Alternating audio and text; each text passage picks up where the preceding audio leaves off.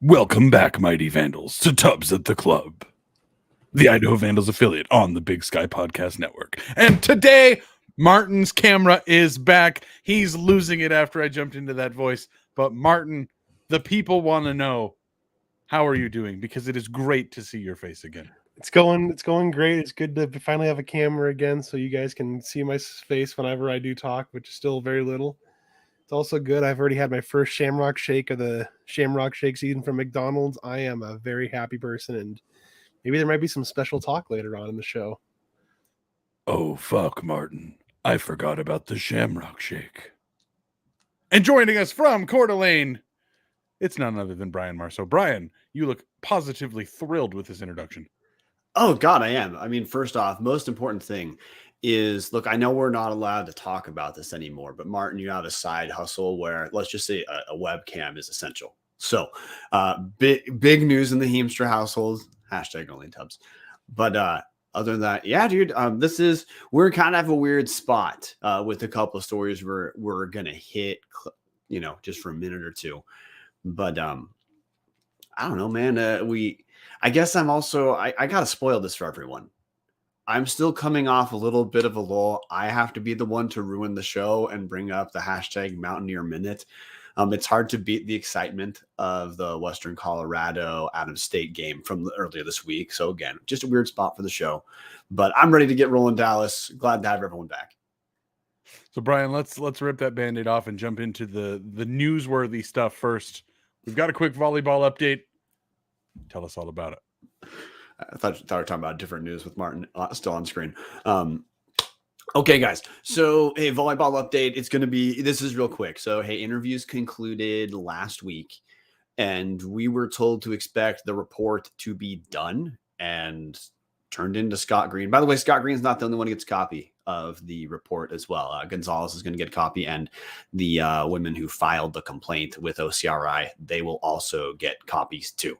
So the university is not, I would expect the university is not going to be able to keep this completely under wraps the way you'd expect that they'd want to. But we were told that the earliest date for that report to be done is late this week or early next week. I think this has Friday news dump written all over it. So I'm going to be paying attention Friday for if the report finally gets out. But in addition to that, hey, Idaho volleyball did sign a player. The signee is Madu Fontes. She's an outside hitter from junior college, Florida Southwestern State. You might notice with the name Madu Fontes, that is, let's just say that's a person of foreign background. There's nothing wrong with foreign players, but we've exhaustively talked on this show about Gonzalez essentially like leaning heavily into foreign players who then feel like they have less options about leaving or not. So whatever, not exactly shocking, but if Gonzalez is not on admin leave, he has to keep being the coach. And he needs to sign people. He's going to have some roster spots to replace. So, hey, that's the volleyball news. The main news is to just pay attention to your news feeds come Friday. And if there's nothing Friday, it should be early next week. Steve Kurtz says in the comment section, 4:59 p.m. on Friday, to be specific. Bryan, it came out last week that the report's not going to be publicly released. Can I pause real quick? Yes. You're not wrong, but that was also addressed in Scott Green's email that we talked about back on January 18th, is he said he was not going to release it. However, he does not have control over what the other people do. Yeah, exactly. That's what I was going to get into is Scott Reed at the Orange County Register put out an article last week saying, again, the same things that Idaho's not likely to put out the release. Jody Walker specifically said personnel decisions are protected with federal and state personal protections as far as talking about them publicly. University most likely won't be able to disclose the report or the decision because of FERPA protected information and other legal protections, which all make sense. But like you said, Bryan, that just means the university can't do anything. Don't forget there's a whole bunch of players that have made it pretty clear that they have no problems talking to the media and taking things to Scott Reed at the Orange County Register. So we'll see what actually happens, as, again, expect a news dump of whatever the university is going to say publicly Friday or at the beginning of next week, and then maybe things might trickle out from there when other parties are not able to release some of that information. So, but again, Jason Mayer, Friday news dump. This is absolutely it. FOIA requests are lined up. That's Freedom of Information Act for anybody that's not okay. I don't have any pushback on that. This is exactly what this is going to be. They're going to try to bury this as quietly as they can because it's how Idaho has operated the entire process of the situation. Speaking of another Friday news dump, which is going to be whenever this is resolved, it'll be another Friday news dump. This is just a quick story. Not exciting football news, Dallas. This article is published in the Spokesman Review by Alexandra Dugan. I'm sure I butchered that name. That Vandal, by the way. Yeah. So this relates to events on February 17th. That's a Saturday. And it comes look, I don't know if other people listen to guys like Colin Cowherd or like Jim Rome in their spare time, but there's a certain phrasing that you can hear about news that tells you only bad news is coming. And that is either late Saturday night or early Sunday morning. And in that vein, late Saturday night, there's a reported large fight at the Beta House, which is Beta Theta Pi fraternity at University of Idaho. There is a party, which, hey, I'm a former fraternity president, man. That's, if there's one thing frats know how to do, man, they know how to have a good time. So there was a party and a brawl more or less broke out. And the reason we're talking about it on Tubbs is the athletes have not yet been, the names not come out, but there was some football players involved. And this escalated to the point that Terry Gollick said something about it, which, as we covered in volleyball, like, it's got to be pretty big deal to get University of Idaho athletic director to say anything in public about it. But this was turned into a police report was filed. There are very likely charges that are going to be coming potentially to some football players. I say that because at the end of the article, Moscow City attorney, that means prosecutor, Mia Batista, declined to comment because the case is also under investigation with their office. That means the prosecutor's office in Moscow, or Leta. So we don't know yet who the players are. We do know that Idaho athletics, because of volleyball, already has a bit of a microscope on it that, spoiler alert, is not a great microscope right now. So it looks like the athletic department needed a dry run with a gigantic story to be able to move quickly on a pain in the ass story, but not a catastrophe.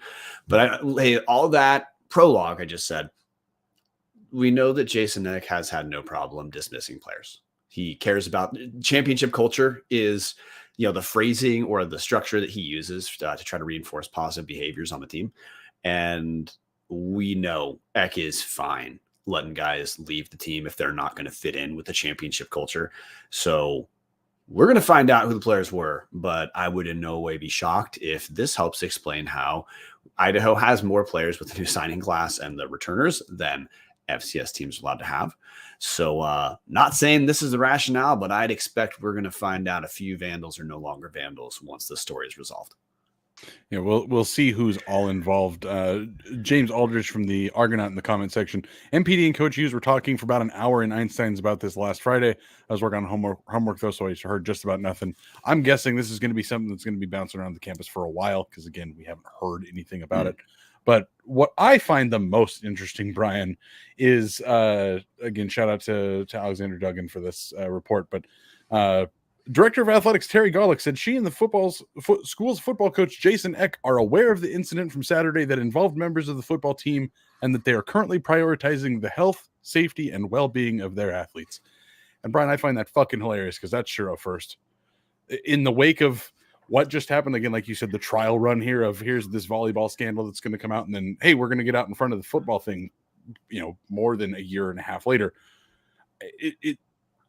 I know that's not a word for word thing from Terry Gollick. That's again the way that reporting works. That's something Gollick said, and you can frame the words around it. It's not a direct quote. prioritizing the health, safety, and well-being of the athletes feels like a slap in the face to me at this point, Brian. Like you see how football is being handled and you see how volleyball is being handled, and it just screams double standard to me, and it's disgusting and it's frankly ridiculous. Yeah. Only thing I want to pull out of that is just because you brought up Eck and Golick together, I just want to set Eck aside. Eck has done essentially everything by the book since he's been here. Look, the reason I brought up expecting someone's going to be kicked off the team is, hey, we know Eli Cummins was dismissed from the team for not being able to follow along with championship behavior. He worked his way back onto the team, but he had to toe the line for an entire year redshirting. It's like Eck is serious about, yes, he wants to win games, but he wants to win games the right way. So I just, in what we're talking about, because you and I both have the clear frustration with the volleyball story for sure. And that's part of what you just connected Terry Golick to. I just wanted to directly cleave Jason Eck from that. Yes, thank you. It's the way that it's written, but yes, there is nothing, at least publicly, that we're aware of that Eck has done incorrectly in handling his program. And there's no reason to believe there is. No, exactly. It's more of, again, Golick said she and Eck, which... Yeah, I don't have any disbelief that Eck would not be doing this correctly. I fully believe Eck is handling things the correct way. It's just funny to hear Golick say prioritizing health, safety, and well-being of the athletes. That's not something that feels like is typically what's prioritized. So feels kind of weird. Tom Kendall in the comment section, seems like when students involved, fast action when coaches you hire get defended and protected. Yeah, that's exactly it. Students did something wrong. Time to throw the book at them. Hey, that coach did something wrong, or maybe did something wrong again. We don't know for sure that. Quiet. Yeah. But anyway, okay, that's the update for football, which is we'll know more later. But at this point, this isn't just like a flash in the pan. You'll see the story for like 1 second and it goes away. If the prosecutors are involved in this, it's because things are serious. And with that said, we now have much more mostly lighthearted stuff to talk about, Dallas, which is actually had a pretty eventful basketball week. Yeah, Brian, are we going to start with this chronologically and start with the sadness first? Let's do it. So, Brian, you're our basketball guy. I'll let you give the recap here, but Idaho falls in... they called it on govandals.com. Vandals drop heartbreaker to Weber State, and I feel like that's underselling it just a little bit. 70-69 defeat at ICCU Arena. Tell me about it, Brian.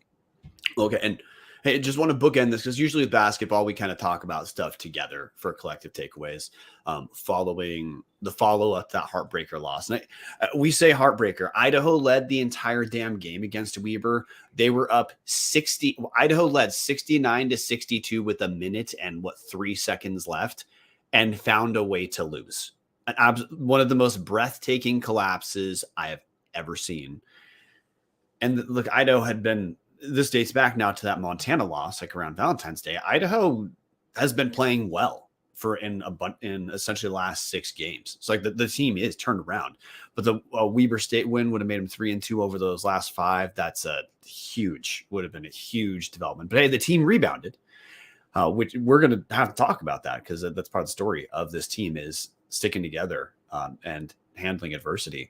The Vandals rebounded, beat Idaho State 55-53 in a very tough defensive battle between our, Idaho State in the South.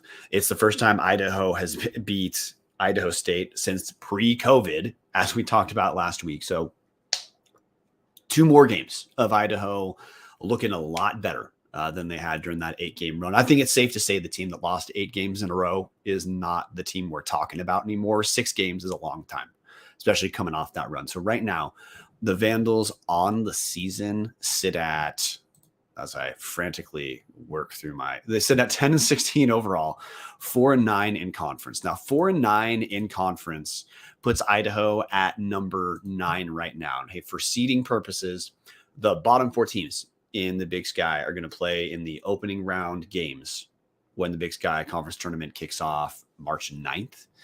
Idaho right now, if the tournament began today, would be slotted against number 10 Sacramento State. The winner of this game would play number 1 at the moment, Eastern Washington.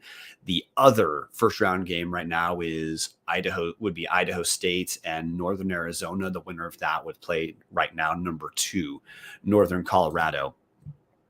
Idaho sits really not that far though out of getting out first round bye, which is kind of hard to believe, Dallas, with a team lost 8 in a row.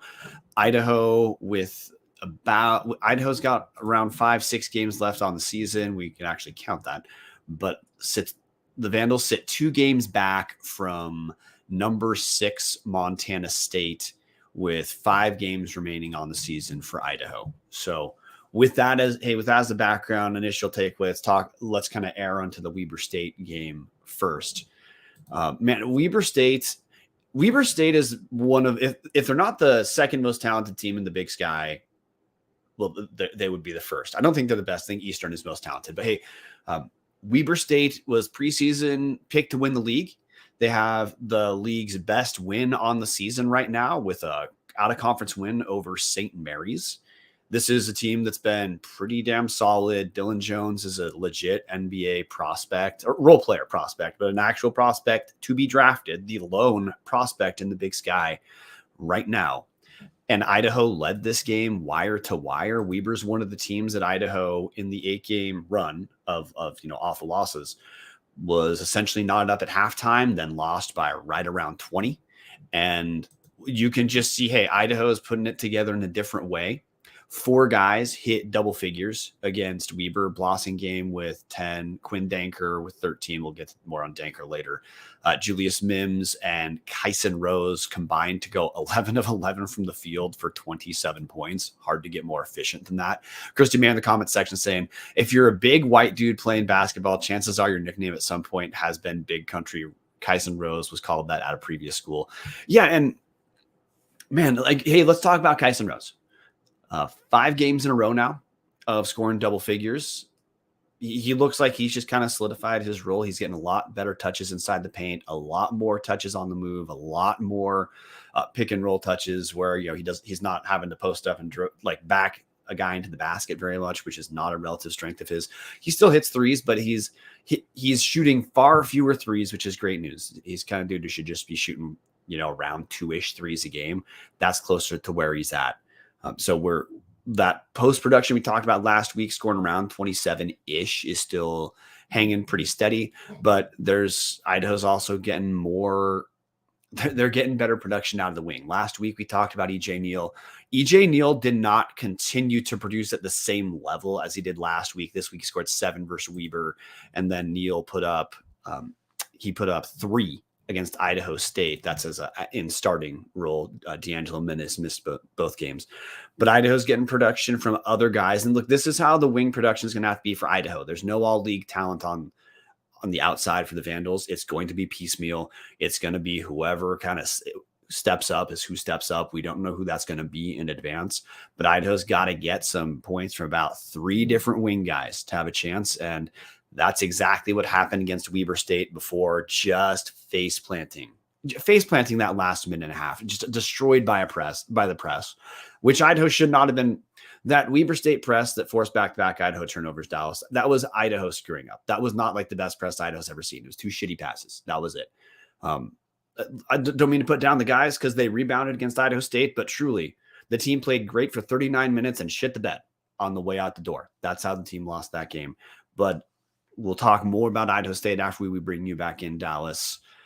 Before we get to the rebound, because that is what the team did against Idaho State. I guess anything you want to add about the Weber game? I just want to, you alluded to it there a little bit, but again, Dylan Jones is a guy who will, again, probably be a first-round pick, probably in the back half of the first round, which means he's going to end up being a role player, which, again, not a whole lot of guys get drafted from the Big Sky, so that's still an accomplishment. Idaho out-rebounded Weber State. Now, again, it's a team game, obviously, but, man, Idaho pushed Weber around a little bit. They out-rebounded them by 6. They led for 31 minutes, 32 minutes of the game. Like Idaho, yes, teams have bad nights, but when was the last time we confidently thought Idaho could take advantage of a team having a bad night, which again, until that final minute is what looked like it was going to happen. I thought it was going to be one of the better nights in Vandal basketball history over the last 5 or 6 years. And unfortunately it just didn't come to that. But you look at Bryan, how the team shot. They shot 56% from the field, shot better in the second half than they did in the first. I was quite thrilled with how Idaho played realistically until I think the story of the game is that final minute, Bryan. There's just nothing you can say about the game without pointing out that final minute was one of the worst final minutes of basketball I've ever seen. You're muted, Bryan. Good God. Okay. So, yeah, it's hard to stress just how rough that collapse was. Back to Weber State scored on 4 consecutive possessions, while Idaho had multiple turnovers and a couple just really shitty shot attempts like that. There's no way around it. Quinn Danker struggled both the games. Now Danker is playing point guard right now, and that's not his natural position. He typically plays off ball. I really think that Danker this is a catch-22 for Idaho. I honestly think Idaho's better with Minnis not starting, but Danker is clearly not caught. He is not effortlessly comfortable as a distributor. So I feel like he pressed a ton the last 2 games, shot 8 of 27, and just not what Danker would call his best night. Well, he took a couple bad shots late in the game. Jason Mayer said bad, no charge call. That was a 50-52.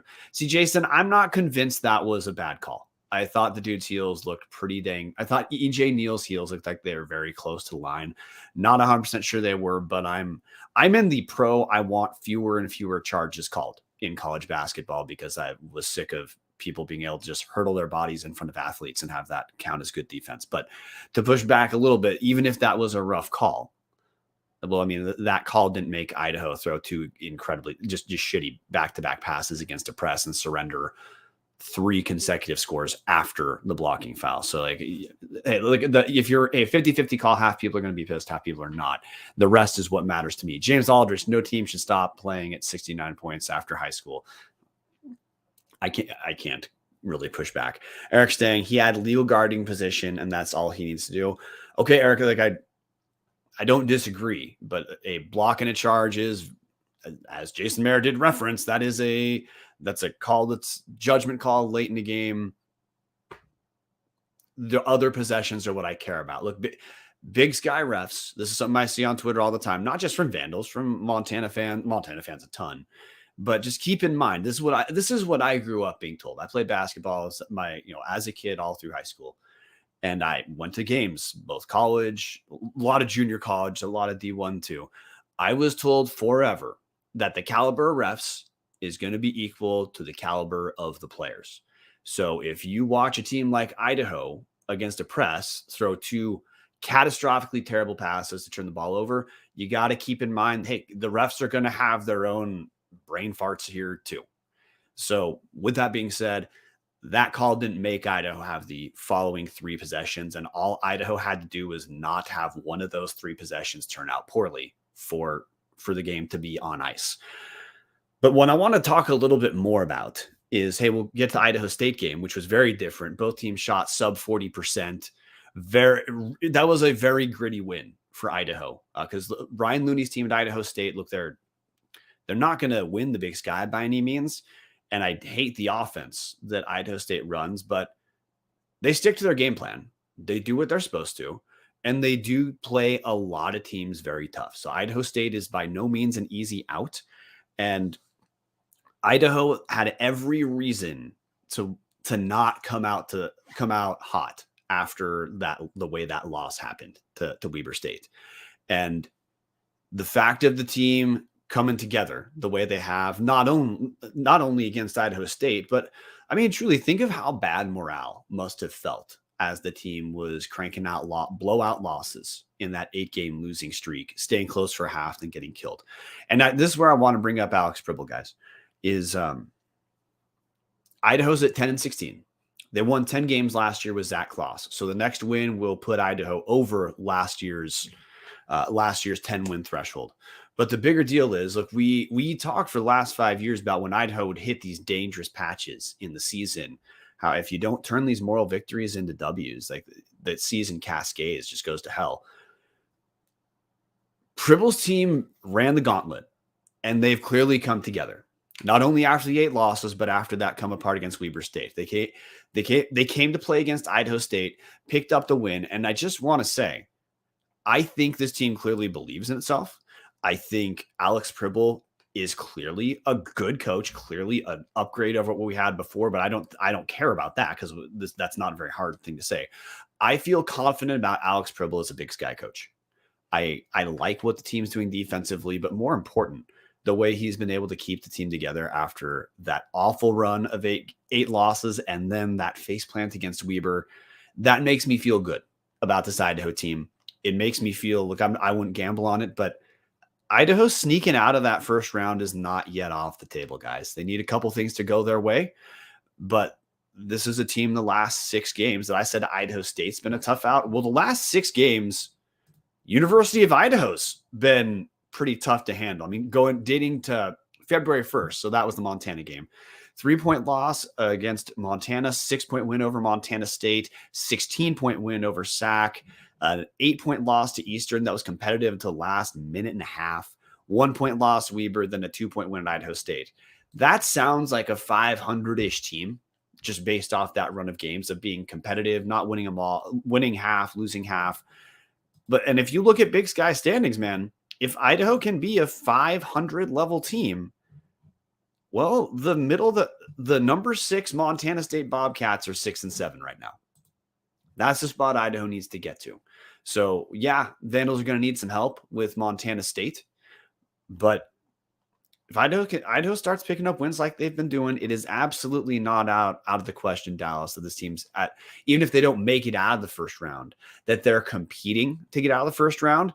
And we're still at the point where this moral victories matter for this team because they're not going to win. Again, we know they're not going to win the conference title. We know they're not going to win the Big Sky Conference tournament. That's how this team is going to be. Moral victories do matter for a first-year coach. And beating that total of 10 wins, we know that's going to happen, matters. Getting a win over Idaho State for the first time since COVID matters. That monkey's off the Vandal back. The next is either getting a first round bye in the tournament or picking up that first Big Sky Conference tournament win since the tournament's been in Boise. If Pribble can knock all of those things off, all those monkeys off Idaho's back in year 1, I got to say, man, I don't know what else anyone would be hoping for based off of what Pribble began from. So it sounds like Bryan is alluding to Idaho being on the right track. You know what will get you on the right track? Taking a great all-inclusive week-long vacation in your backyard. Hughes River Expeditions has been Vandal-owned and operated since 1976, and they're ready to take you, yes, you, on the vacation of a lifetime. Enjoy a multi-day trip down the Middle Fork of the Salmon, the main Salmon River of No Return, the Salmon River Canyons, or even the Selway. You could check out special trips like one to see the Perseid meteor shower, camp on pristine beaches, run amazing whitewater, hike scenic trails, spot wildlife, soak in beautiful natural hot springs, and guys, like I'm always emphasizing, fish some of the most remote stretches of river in the entire USA. Just bring your clothes, let HRE handle the rest. Grab a paddle, catch dinner, and ride the bull all throughout the Gem State. Call them now, 406-540-4450. Again, that's 406-540-4450, or check them out at hughesriver.com. So, Bryan, what I feel like we haven't emphasized enough here. Zach Kloss's best winning record at Idaho, 10 wins, 21 losses. Alex Pribble, currently 10 wins, 16 losses. We've got 5 games left to have the best year that the Vandals have had since Don Verlin's second to last season in charge. Feel like we should have just emphasized that. Feel like we should have led the show with that. Alex Pribble ties Zach Kloss for best Vandals basketball season. Like, I feel like we should be shouting that from the rooftops, that all it took was bringing one new guy in and, hey, look, the program might actually be getting a little bit better instead of what it was the last 4 years. But Bryan, you hit it on the head. This is this is a team that you feel like there's things growing here, and it hasn't felt like that for a while. As Eric Sting says in the comment section, he manages his talent well, talking about Coach Pribble. Defensively, they're getting better. They can take care of the ball a little better on offense and shoot a little better. Could be a scary team heading into postseason. Like that's the whole thing, I think, in year one of Coach Pribble, to say this is a successful season, or again, maybe not success, maybe is not the right word, but a good building block for what the program could turn into. This is not a team that's a pushover like has happened most of the last few years down in Boise, and that's growth, and that's something we haven't seen a whole lot of. James Aldrich in the comment section, going back on the incoming 11th win, it's a bit of a milestone just because I think it's an external marker that we're moving this team in the right direction. Quote from Coach Pribble. Bryan, very visceral reaction to that. I'll let you speak. Oh, no, just the reaction that viewers saw, listeners did not, was that, look, I shouldn't have said anything. It's more that Pribble said the word direction after right and not track after right. And I really would just love if Pribble was in on the right track joke, which he is not. But no, like, hey, that's right. Is this team, it's been half a decade, which is it's a long time, guys, for the basketball that we've been looking through. And I want to look at the next 5 games just for a second, because hey, Idaho's coming together at the right time late in the year. If you want, this is when you want to be playing your best basketball. This is when Idaho's playing its best basketball. I have no problem saying that unequivocally, because the Big Sky Conference schedule itself is much more difficult than the majority of Idaho's out-of-conference schedule. The final 5 games Idaho's looking at is this week. It's the Northerns. We have Northern number 2 in conference, Northern Colorado. Then Idaho has number 8 in conference, Northern Arizona. Northern Arizona sits at 5-8. Idaho sits at 4-9.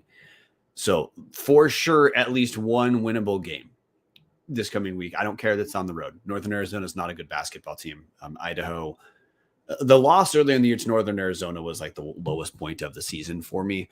And I think Idaho is going to be looking for blood. I think this team clearly believes in themselves in a way I don't think they did collectively in that 8-game losing streak. And if we're going to care about Idaho's pole position for the postseason, Idaho's got to pick up a W, at least one W. Northern Colorado's different. Northern Colorado's more talented than Idaho. The end. Like there isn't much pushback there. St. Thomas, if he's not the best player in the conference, he's the second best player. Dylan Jones is really the only guy in competition to being better than forward for Northern Colorado, St. Thomas. So I don't expect to win over Northern Colorado, but it's important for Idaho to go 1-1 in the games this week on the road. And then the final homestand. Wild to think about this, Dallas, that in 2 weeks it's the final home basketball game, because we're just getting around to talking about basketball with regularity. Is hosting Montana State and Montana State Thursday, Montana Saturday for February 29th, March 2nd. And look, Montana State is one of the teams that Idaho has to make some ground up on. And Idaho can do themselves favor with a win over Montana State. Huge. Those 2 games are huge. But then we have another team that Idaho is trying to move ahead of to close the season out.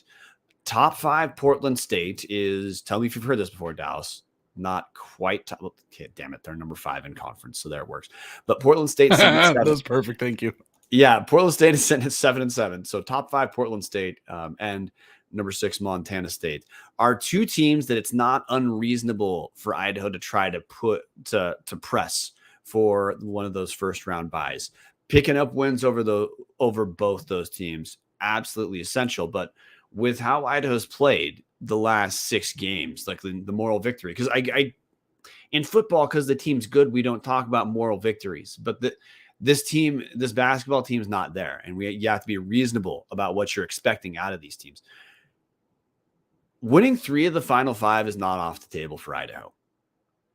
With NAU not being very good, and if Idaho is going to be, if the team we've seen the last 6 games is who they are, Idaho is rising while Montana State is starting to fall, and ditto that with Portland State. So I'm just more floored that this far out now, this is the first time, Dallas, you and I have ever, while we've been on Tubs of the Club, and this is not hyperbole, This is the first time we have ever sat down, worked through the men's basketball schedule to say, hey, if we're going to have a bye, this is what it's got to look like. We have never, Bryan, that hasn't even been something we have talked about in preparation for a show, because it was so far off the table that it was never going to happen. And here we are talking to each other on live podcast or whatever the hell you call this. I mean, you look at you mentioned it, Portland State and NAU, not outstanding. If you can steal one of those two on the road, again, you'd love to beat Montana State and Montana both at home, get the win on, again, the senior night to finish off the Grizz there. Man, 3 wins and you might be able to sneak in to the next round and not play in the first round and get a loss like every other year. Like this is foreign to me at this point, because all we know is, again, the Zach Kloss basketball, which was, hey, let's go get our ass kicked in the first round in Boise every single year. It's just, man, I really hope that like a guy like Christian Gonzalez been playing a little bit more recently, ended up a career high of 11 points against the Bengals, which, again, a super weird game. Hopefully you see these guys that are getting a little bit more opportunity here at the end in the wake of some of these injuries. Hopefully this continues and Idaho can make something of it. I still have a little bit of PTSD, and I'm still afraid that, like, we're going to be talking the next couple of weeks about, oh yeah, hey, Idaho went back to getting their asses kicked. I'm afraid this team hasn't turned the corner, and that's not anything against this team or Alex Fribble. It's the PTSD of, man, come March, usually this team is looking pretty rough and they're ripe to just get punched in the face in the first round. And it's very weird to be, hey, we're coming on a little bit stronger at the end of the year, pick up a couple wins here and there. Again, we're talking about Idaho finishing with a winning record over the last couple weeks of the season, which, again, I don't know that we've ever seen that here. Yeah, I think I might have to backtrack of one thing I said earlier about D'Angelo Minnis not playing, because Minnis didn't play this week against Weber and Idaho State, but in the previous 4. So he played in 4 out of the 6 games where this is kind of these last 6 games, kind of the after part of Idaho's season, where we had the marker of before was an 8-game losing streak. The now is the team coming together, final 6. Minnis in 4 of the 6 games had played some of his better basketball, scoring double figures 3 of the last 4 he played in. So I should probably walk back. A more fair way to put it is, I do think Idaho looks a little bit better as a rebounding team and a little bit better defensively without Minnis. The issue being with the intermittent wing production. Minnis's shooting is probably something Idaho needs if they're gonna score a few more points. The Idaho State winning that 55-53, like, hey, that was a really gritty game for Idaho. Idaho State's a very tough physical team, and Idaho went toe to toe and came out with W. So, like, hey, credit to the Vandals for that. But scoring 55 points is only going to have any prayer of getting you a W against Sacramento State and Idaho State. There's essentially no other team that's going to be enough. And Minnis does provide some scoring punch that maybe I was a bit premature writing off. I guess what I do like is I hope EJ Neal stays in that starting lineup, because having him at the 3, the extra size, he only averaged 5 in the last 2 games, but I like that he's aggressive. He gets to the rim better than most of the wings on the Vandal roster. So maybe Minnis getting back also lets Quinn Danker mellow out a little bit. Because, like, now I want to be fair to Quinn Danker. Sometimes he's the only guy who looks like he can kind of create shot attempts late in the shot clock. And teams need those guys. And the players who do that, very often they're taking tough shots against the shot clock. So that's part of why his shooting numbers are what they are. But I also just think there's times where Danker thinks he needs to win the game, and that's not who he is. I think he needs to let the offense come to him where he can be a solid contributing piece. The fact of being a leading scorer on this Vandal team isn't any sort of, I don't think anyone should give a shit about that. This team doesn't have an all-star. This team does not have if I were voting, the only guy I'd even think about voting for an all Big Sky team that's on the Vandals is Julius Mims. No one else I would get one moment of thought, which is to say, this team is going to win because 3 or 4 guys step up and have solid nights. And the composition who those 3 or 4 guys are going to be is going to rotate, because what's mostly going to dictate it is the looks that the team is able to generate. So like, hey, we saw better play out of EJ Neal for those couple games, but then we've seen very steady play by Kyson Rose. We've also seen a little bit better play recently from Trey Blossom game. So whoever is able to step up for Idaho, and truly, like this is kind of an up and down thing. It's just going to have to be 3 or 4 guys each game contributing a little bit more than they do on average. James Aldridge saying, making reference in the comment section saying, sorry, my computer's freaking out right now. Talking about D'Angelo Minnis being one of the better guys for lobs to Julius Mims. Okay, here's the pushback I have. I'm not like, I don't disagree with that, but teams are starting to not be that worried about the penetrator in pick and rolls with Idaho and Julius Mims because they know the target is a lob to Mims. The benefit of D'Angelo Minnis is he is a willing and can be solid 3-point shooter. So if he can punish guys for coming underneath, that can matter.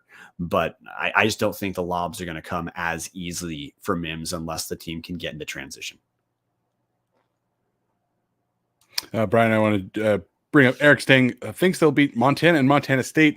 Says they're going to get a road split this week, but then take an L versus Portland State. Portland State, the scariest team in the Big Sky. Eric, I'd love to get. I mean, that's more than enough reasoning for me. But Eric, I'd love to get your reasoning in the comment section. Brian, your thoughts on Portland State being the scariest team in the Big Sky, other than being top 5. No. I mean, to me, Portland State's not. Portland State early in the year looked like they were going to be more than they are. But, you know, the Portland State Vikings sit at 7-7 in conference. They're 16-11 on the season. But they're kind of – they've been very hot cold, as in like they had a pretty good out-of-conference run. Then took a few L's. They lost by 19 to Northern Arizona, lost by 29 to Northern Colorado. Since then, the team has certainly rebounded, but they're incredibly up or down. So let's look at their last 6 games, you know, compared to Idaho's last 6 games, just as a reference point. Portland State had beat Sacramento State narrowly, then lost back-to-back to Eastern, Weber, then Idaho State, then picked up back-to-back wins over Northern Colorado, then Northern Arizona. So, hey, they avenged that early season loss. But they're very up or down, and let's just say the down version of Portland State I don't find scary whatsoever. And honestly, Idaho should have beat Portland State earlier this season when Idaho was not playing its best basketball. So that would be why they do not scare me. But that's I'm also going to be like, hey, fair show in the entire Big Sky, like media world. I have a clear bias against Portland State. So like any chance I can take the negative interpretation of the Vikings, I'm going to take it. So Eric might be a bit more on saying, hey, hot and cold team, what you're scared about is that they show up hot. I guess my reaction is early in the season, Portland State looked like they were something more than they are. So what you're saying is you're not feeling the Coburn. For anybody that doesn't know, the head coach at Portland State is Jace Coburn. Sorry, very stupid joke, Brian. Brian, I don't have a whole lot else of basketball talk. Again, I feel like the one thing that was kind of missed I wanted to mention was I brought up Christian Gonzalez. Thought he played really well at the end of that Idaho State game. He scored 7 of the final 12 points. I think Mims had most of the rest of them. Nice to see again one of the younger guys stepping up. So that's a really good point, because Christian Gonzalez had a long run of not looking that great or not playing that much for Idaho after looking kind of promising earlier in the season. So he scored 11 against Idaho State. That tied his season high. His previous season high came against Portland State on December 30th. So he had about 8-9 games of not doing much at all. And at the end of the Idaho State game, as you brought up, Idaho was running its offense through Christian Gonzalez, which that's a huge development for Christian Gonzalez. The thing on the floor he did that I liked a lot more this game is he's had a tendency to be a ball stopper, as in he gets the ball and he starts moving sideways, but doesn't actually go anywhere, doesn't put actual pressure on the defense. Clearly, the coaches have been working with him on not doing that, because he was much better against Idaho State at just making a hard move and going. And that was how he was able to penetrate. And you could see in that Idaho State game the promise that we thought we saw earlier in the season with Gonzalez. You can understand with how he handled Idaho State's one of the better defensive teams in the conference. You could see the comfort as a ball handler, the comfort off the dribble, and he's a willing passer. So not only was he scoring, but also it wasn't forcing up shots. He took them when they weren't there, and he found open guys when they were not, when he was not. So 100% you're right. To me, that was easily the best game we've seen out of Christian Gonzalez so far. Yeah, unfortunately, one of the things that the stat box just doesn't reflect. I did think he did a pretty good job distributing the ball. No direct assists he was responsible for, but Idaho only had 13 in the game against Weber State, and then only 9 against Idaho State. But again, their defensive structure is a little bit harder to accumulate those kind of numbers. So, any final thoughts, Brian, before we call it a night? Well, first, for sure, guys, hey, support the show, patreon.com/Tubs of the Club. So it costs less than a cup of coffee. You can always pay more, and we love our patrons who pay more than a cup of coffee. But hey, we have the only Tubs Discord is single best online chat that exists. It explodes during football season, but it's still pretty damn solid throughout the year. So support the show, and also look, hey, get comfortable with some of the people you might start meeting at the tailgate itself during football season. So, hey, patreon.com/Tubs in the Club. Kristy Mayer saying, any insight on year out getting 0 playing time last several games? Seems like he'd see at least a few minutes off the bench with all the injuries we've got. So I guess, hey, Kristy, that's the point I would bring up here. Because Titus Year Out from Lapway, he's a local dude. A lot of people, look, everyone likes when a local guy makes a team and contributes. Like there's no loser in that story. I think Titus Year Out has not shown what type of D1 guard he can be. And when I say that is he's on the smaller side. He has not yet shown the confidence as a primary ball handler that like Christian Gonzalez showed against Idaho State. He's had moments where as a shooting guard, a guy playing off ball, where he can be a strong penetrator and get good looks. He just hasn't been throughout the year. His issue is getting good looks that he just doesn't finish. And reason I bring that up is Idaho's in a ton of tight games right now. And I just don't, my guess is Pribble right now is saying, look, if Idaho is going to be in these tight games, he needs to play guys who he knows what their role is. And I don't think it's 100% clear yet what role Titus Year Out can play as a D1 contributor. We've certainly seen moments where he can create his shot in a way that this team needs guys who can create their own shot, but he hasn't been able to finish. And we have all these tight games. You can understand Pribble saying, hey, we don't know what we're getting offensively out of him, Kristy, we're going to err on the side of playing bigger guys. Or we're going to physically bigger guys. Like, hey, Trayvon Blasingame, physically bigger than Titus Year Out. EJ Neal, physically bigger than Titus Year Out. Quinn Danker, physically bigger than Titus Year Out. Or, like when Minnis is back, guys who we know what offensively he brings to the table. And just to throw in, Patty Frakes, next year when Minnis is graduated, his role hopefully will increase. James Aldridge, if Year Out was a bit bigger and a bit taller, he might be getting the minutes hard. He's gotten it. And again, it is just unfortunately, sometimes you just can't teach size. And if the guy doesn't have a carved out role, it's kind of hard to break into that rotation when A, you don't have your role defined, and B, all the other guys are bigger than you. It just is what it is. One last thing I want to hit in the comment section.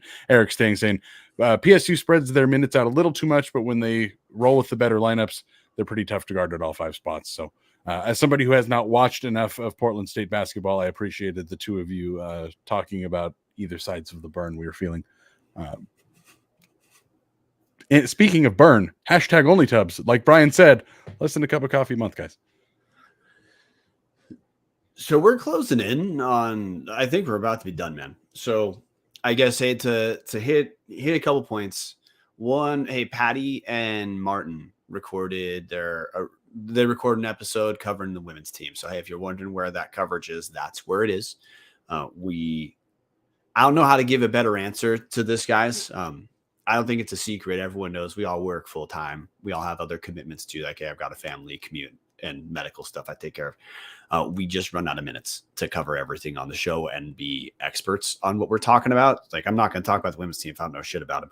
So that's probably how we're going to get the women's team covered. But hey, we given time and attention there too. It just, some things have to fit where they fit. But hey, the women's team definitely. And the other thing too is just, look, I grew up watching men's basketball, so that's what I default to. They play games at the same time. I really wish there was a way to schedule more like double headers, especially on Saturdays, but whatever. That's not where we're at. To hit back to the point I was actually going to bring up. Whenever we get a hold of a copy of that volleyball report, and hey, if we got volleyball players listening who have a copy of the report, we know some people who would love to talk about that. When the report comes out or when we have news to talk about that, we will obviously be giving a lot of time and attention to the volleyball report as it comes out. So that's kind of hey, just keep your eyes open for the bat signal of whether that's something we talk about during the week or if we schedule it differently. But as we have news to talk about with volleyball and then with resolving the football inconvenience, you might say, we'll cover it.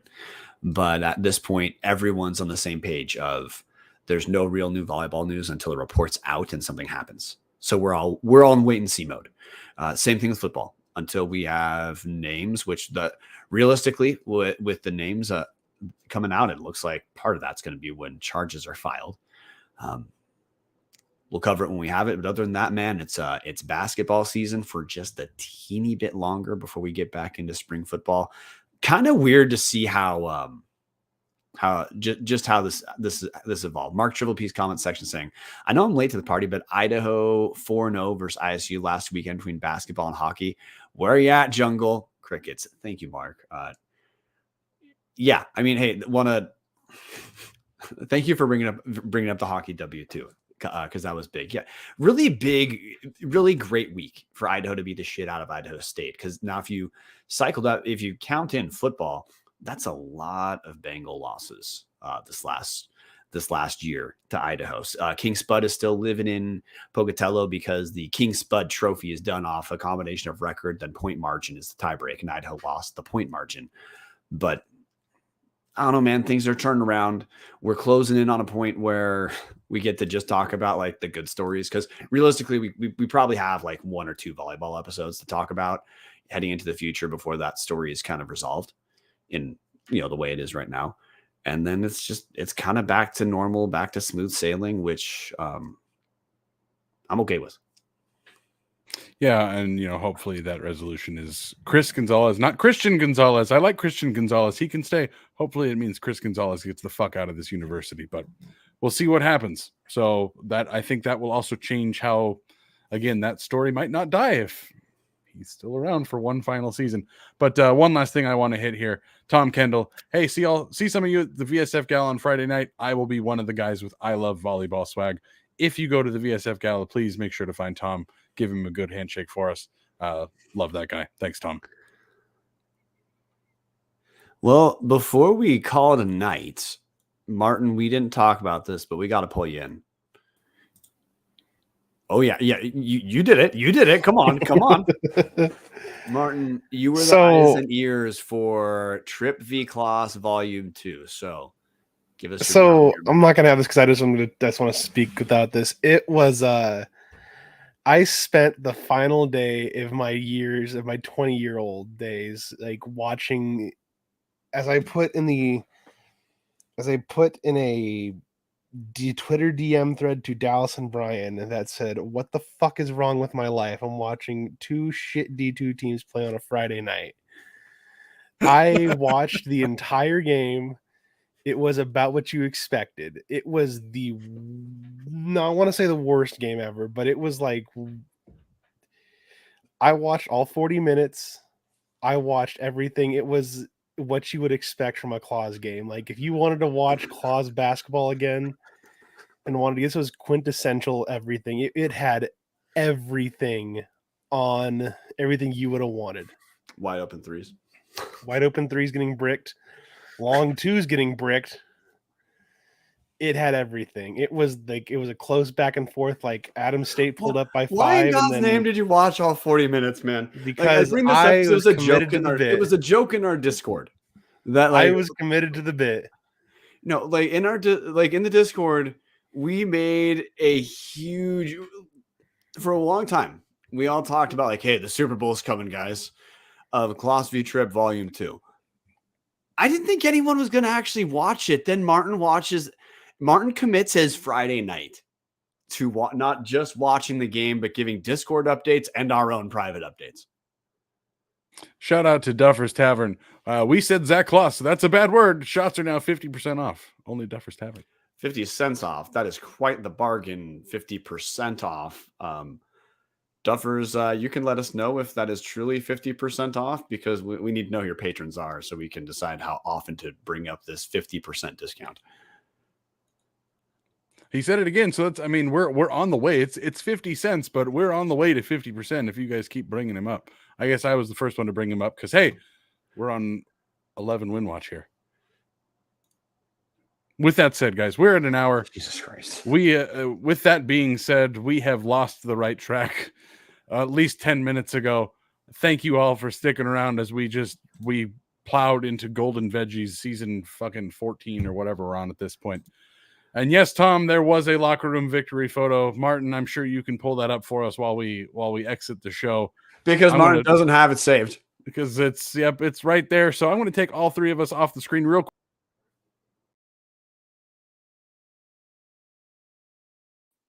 Horrifying. Just absolutely horrifying, gentlemen. All right. With that said, Steve Kurtz is telling us to shut up and just end the show. Thank you, Steve. Go Vandals. Go Vandals.